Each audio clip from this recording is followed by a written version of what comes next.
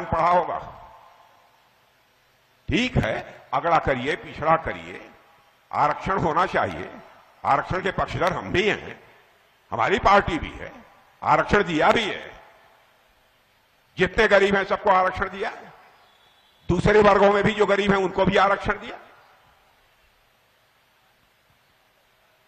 लेकिन सेना के बारे में जाति पात के आधार पर, बहनों भाइयों, मैं समझता हूं कि चर्चा तक नहीं होनी चाहिए। हमारे सेना के जवानों का एक ही धर्म होता है, वह धर्म है सैन्य धर्म है। इसके अतिरिक्त और कोई दूसरा धर्म नहीं होता। और जिस तरीके की यह बात बोल रहे हैं मेरे बहनों भाइयों, मैं ये कहना चाहता हूं,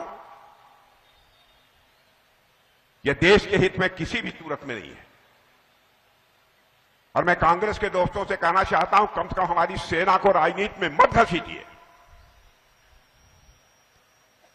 जब जब इस देश पर संकट आया है तो हमारे सेना के जवानों ने अपने शौर्य और पराक्रम का परिचय देकर भारत का मस्तक ऊंचा किया है। जाति, पंथ और मजहब की यह राजनीति ने देश का बहुत नुकसान किया है, बहुत नुकसान किया। और हम लोगों की सोच तो यह है कि समाज के सभी वर्गों का उत्थान होना चाहिए। यदि हमारे प्रधानमंत्री की यह सोच न रही होती, हमने 2 राष्ट्रपति बनाए, एक दलित समुदाय से एक राष्ट्रपति हम लोगों ने बनाया और दूसरा यदि बनाया तो भारत के इतिहास में पहली बार बना है तो आदिवासी समुदाय से हम लोगों ने राष्ट्रपति बनाने का काम किया। हम समाज के सभी वर्गों को साथ लेकर चलना चाहते हैं। जाति, पंथ और मजहब के आधार पर हम कोई भेदभाव नहीं करना चाहते। हमारे देश के ऋषियों और मनीषियों ने कभी इसके बारे में सोचा भी नहीं है। इंसान की बात सोचिए, जानवर की भी हम लोग चिंता करते हैं मेरे बहनों भाइयों।